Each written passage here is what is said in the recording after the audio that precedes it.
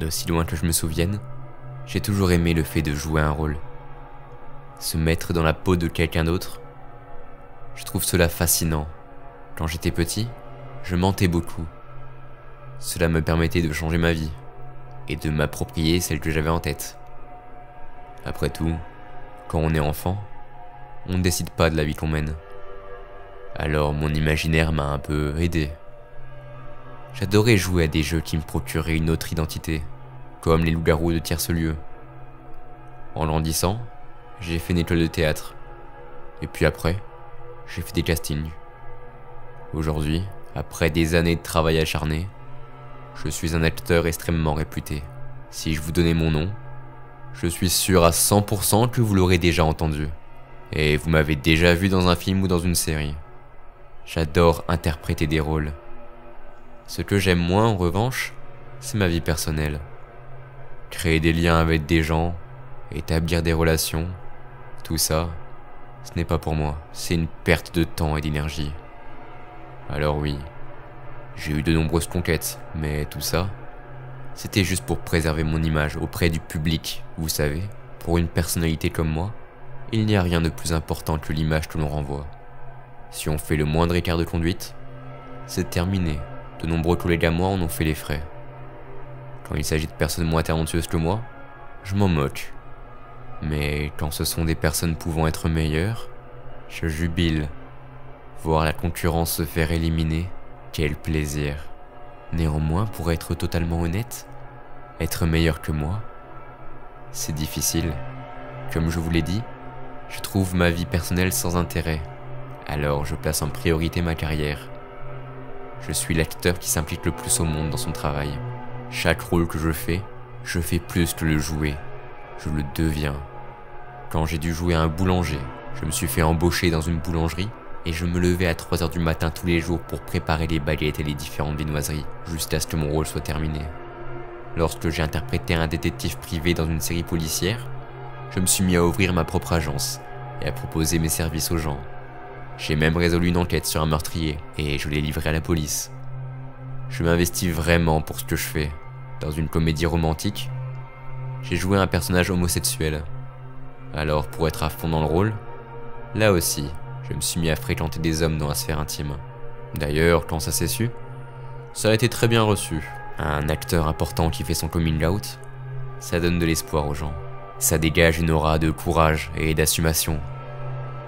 Et puis dernièrement, j'ai passé un casting pour jouer un rôle assez important dans un film d'horreur. Je serai le tueur phare du film, un découpeur d'eau, s'amusant à tuer ses victimes, puis à les démembrer, des fois pas dans ce sens-là.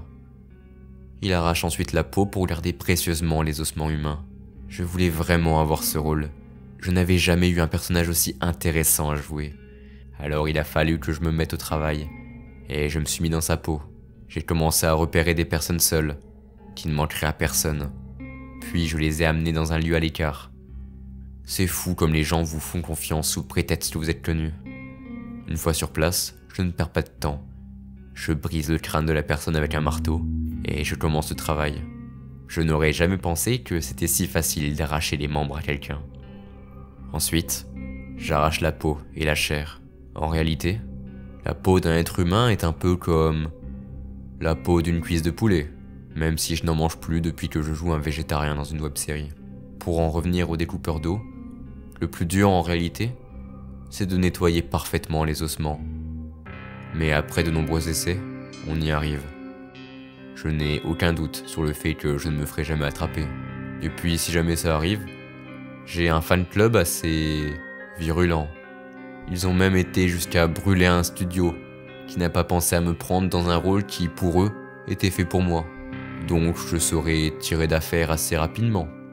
Si je les aime, eh bien, ils me sont utiles. S'il y avait une caméra ou des journalistes, je dirais que mes fans sont la chose la plus importante pour moi et qu'au grand jamais je ne voudrais les décevoir. Mais vu qu'il n'y a personne, je peux vous dire en toute honnêteté que j'en ai rien à faire et qu'ils peuvent tous mourir dans l'atroce souffrance. C'est comme ça. Je n'aime pas prêter de l'intérêt à des choses futiles. En tout cas, j'ai hâte que le tournage du découpeur d'eau commence. Je vais tous les bluffer. Encore une fois, du stagiaire qui fait les cafés, jusqu'au réalisateur du film. Après tout, je me suis beaucoup impliqué dans ce rôle. Et je me suis également beaucoup amusé. Enfin, même si je pense avoir pris la main sur le personnage, cela ne fait que commencer. On m'a toujours dit que le plus important pour un acteur, c'était de s'amuser. Alors, je vais m'amuser, jusqu'à ce que le tournage soit terminé. Et puis, quand ce sera fait, je me tournerai à nouveau vers d'autres rôles. Peut-être que ce sera celui d'un fleuriste, d'un pompier, ou bien encore d'un chauffagiste. Mais je dois avouer que j'ai entendu parler d'un projet assez intéressant, sur lequel j'aimerais bien me lancer. Une série sur un homme manipulateur, froid et sociopathe, qui devient politicien, et qui monte petit à petit à la tête du pays, prenant le pouvoir et n'obéissant qu'à ses propres règles. Je dois admettre que ça me tenterait bien. Cela pourrait être mon apogée. Il faut savoir faire de tout quand on fait mon métier, même si c'est très loin de notre personnalité. Ou pas. Mais dans tous les cas, ça demande une application énorme, quitte à sacrifier certaines choses, ou certaines personnes. Mais encore une fois, cela ne me dérange pas le moins du monde. Après tout, je suis un acteur, le meilleur des acteurs.